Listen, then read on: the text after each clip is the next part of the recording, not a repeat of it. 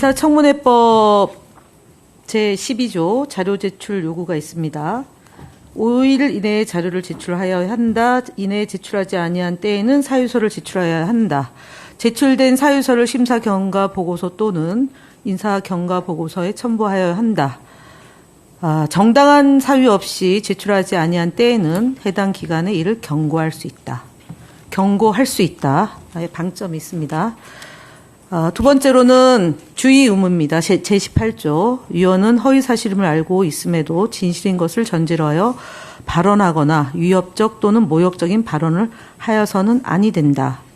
라는 다시 한번 강조드리고요. 왜 이 얘기를 드리냐면 오늘 후보자가 제출한 후보자 출입국 기록에 따르면 143일 체류하셨다라고 일관되게 말씀을 하셨거든요.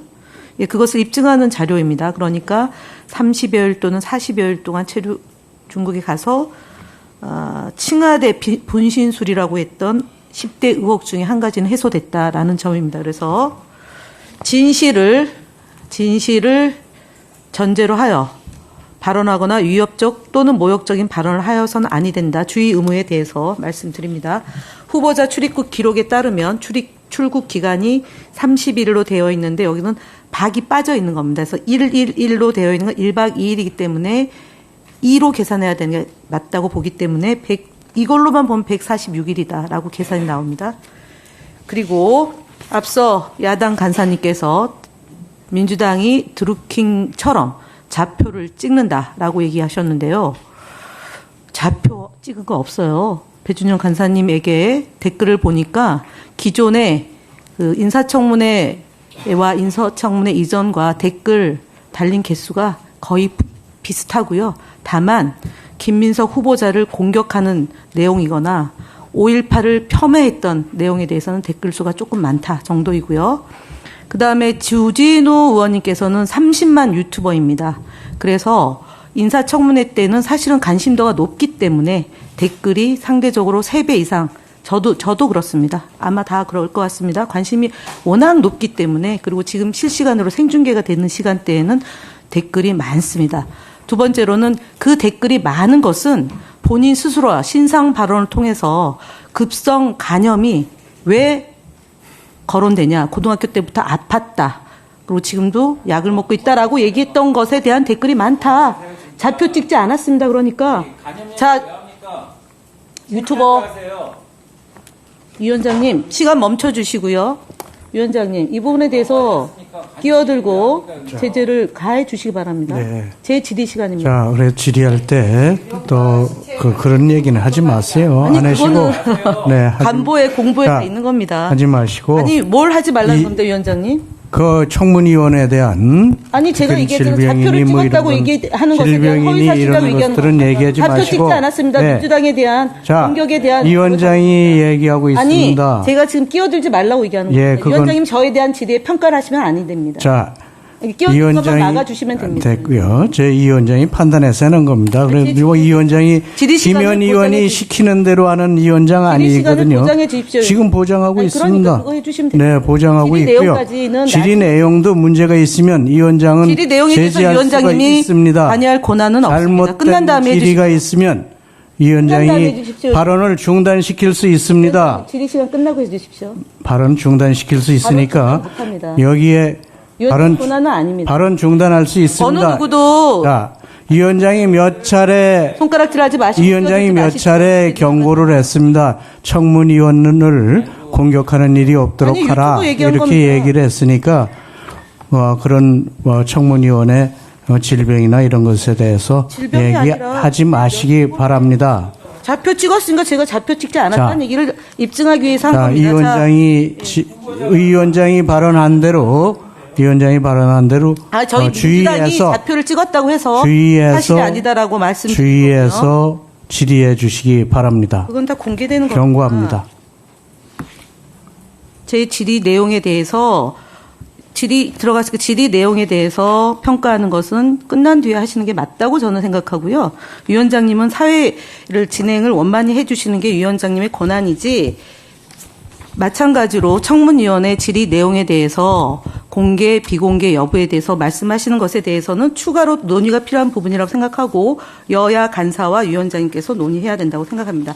그리고 지금 제가 앞서 6억에 쌓아놓고 했다는 것에 관련해서 야당 의원께서 끊임없이 그것은 국민들이 판단해야 할 문제다라고 얘기한 부분에 대해서 국민들이 오도된 정보가 갈 경우에는 앞서 말씀드렸던 인사청문회 허위 사실임을 알고 있음에도 진실인 것을 전제로 하여 발언하거나 위협적 또는 모욕적인 발언을 하여서는 아니 된다라는 점에 대해서 다시 한번 말씀드립니다. 저는 개인적으로 이 자리에서 야당 의원님들이 워낙 검찰과 가까운 분들이 권력을 상당 기간 장악하고 그리고 저희 더불어민주당 지금은 대통령이 되셨지만 후보 시절 또는 대표 시절에 이루 말할 수 없는 인신의 공격과 테러까지 당하면서 숱한 난관을 극복하고 대통령이 되셨고 아마 그 대통령이 임명 후보자에 대해서 유사한 상태, 유사한 일들이 벌어지고 있다라고 저는 봅니다. 왜냐하면 2002년도에 있었던 사안을 두고 23년이 경과해서 국무총리 후보자가 과징금과 벌금을 다 지불하기 위해서 굉장히 노력을 기울였다 하는 점을 가지고 현재 시점에서 하나하나 캐내는 이런 부분이 과연 온당한 청문회인가라는 점에 대해서 매우 유감스럽다는 점을 말씀을 드리면서 정책 질의를 하겠습니다. 어저께 하고 오늘 동아일보에서 지도는 언제 공개하나 서울시 자료 비공개 논란 띄워주시죠. 네, 이것이 앞서 그 한정혜 의원이 질의했던 내용과 유사한 내용인데요. 싱크홀이 반복되더라도 각각의 제 기능을 하기 위해서 통합 관리가 필요하다는 제언을 어제 오늘 상당한 내용으로 분석하고 그 내용을 가지고 보고하고 있습니다. 그래서 동아일보에서 지금 1등급, 2등급, 3등급, 4등급, 5등급으로 분류해서 위험한 지역과 그렇지 않은 지역을 구분해서 서울시 전역에 이 싱크홀에 대해서 안전 지도를 보도하고 있는데 아마 총리 후보자께서는 청문회 바빠서 이 내용을 구체적으로 들여다보지는 못했을 것 같습니다. 근데 매우 상세하게 그리고 구체적으로 이것을 어떻게 극복해내느냐 이런 문제까지 포함하고 있습니다. 그래서 지금 이제 홍수, 태풍이 오는 계절이고요. 이로 인한 피해가 발생할 수 있는 상황이기 때문에 오늘 청문회 중간에 혹시 휴식 시간이라도 이 재난재해대책본부에다가 동아일보에서 보도한 이 내용을 잘 보시고 필요한 점이 있다라면 반영해서 대비해 줄 것을 지시해야 되는 것 주문해야 되는 것이 아닌가 싶습니다. 아마 국무조정실장 그 권한이 지금 있을 거라고 보고요. 후보자에게도 있다고 보니까 이것을 좀 참고해 주시기 바라고요. 두 번째는 우리가 AI 3강을 도약하겠다라고 해서 지금 비서실에서는 AI 수석, 그다음에 과학기술정보방송통신위원회 안에 과학기술정보통신부 정정하겠습니다. 과학기술정보통신부는 지금 AI 최고 전문가를 장관 후보자로 추천을 했습니다. 그리고 이전에 윤석열 정부에서는 AI위원회가 있었지만 사실은 대면 회의는 한 번, 서면 회의 두 번에 그쳐서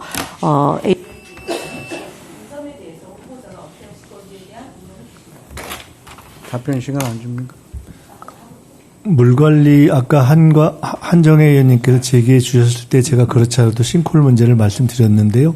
물관리 통합 문제를 제기해 주신 한정혜 의원님의 취지와는 별개로 싱크홀은 그 자체의 또 별개 사안의 측면이 굉장히 강하다고 보기 때문에 굉장히 위험하고 중요한 문제여서 반드시 이 싱크홀 통합 지도가 나와야 된다고 봅니다. 그래서 그 부분에 대해서 살펴보겠습니다. 특별히 그것과 별개로 재난재해 문제에 대해서 미리 좀 점검을 해라 하는 문제는 이 자리에 뒤에 신임 국무조정실장이 계시기 때문에 직접 들으셨을 것이고 워낙 그 경험이 풍부하신 분이기 때문에 잘 챙겨주실 것이라고 봅니다. 제가 사실 개인적으로는 오늘 청문회가 끝나면 인준이 되기를 기다리면서 내일 당장 혹시라도 비가 내일이라도 또 많이 올 경우를 대비해서 어디 가서 하수구 담배꽁초 막혀 있는 부분 그거 좀 줍는 거라도 좀 해서 이 전체 공직사회라든가 또는 민간에서 이런 부분부터 신경 쓰자라는 것들을 한번 보여드려야 되나라는 생각을 하고 있었던 마음을 가지고 있습니다. AI 3강 관련해서는 지금 이번에 어제도 말씀드렸지만 대한민국 최고의 민간 전문가를 우리 AI 수석으로 임명한 데서 모든 대통령의 의지가 드러난다고 봅니다. 선거 기간에 대선 후보 직속위원회로도 AI 관련한 위원회가 있었고 그 전에 당 시절에도 대표가 직접 사실상 위원장을 맡는 기구가 있었고 현재 윤석열 정권 때에도 AI 관련한 위원회가 있었는데 지적하신 대로 제가 확인해 본 바 거의 돌아가질 않아서 그 부분은 대통령의 의지가 담겨서 진행될 것이라고 봅니다. 잘 아시다시피 AI는 컴퓨팅 능력을 높이는 문제가 있어서 뭐 GPU 이런 등등의 문제가 있고 데이터 문제가 있고 전력 문제 큰 세 가지를 복합적으로 풀어야 되는 것이어서 저희도 대통령께서 이 문제는 아마 대통령의 어젠다로 저는 풀어가실 것이다 이렇게 예측하고 있습니다. 그렇게 하면서도 총회실이 지원할 수 있는 부분을 최대한 다하겠다 하는 말씀을 드립니다.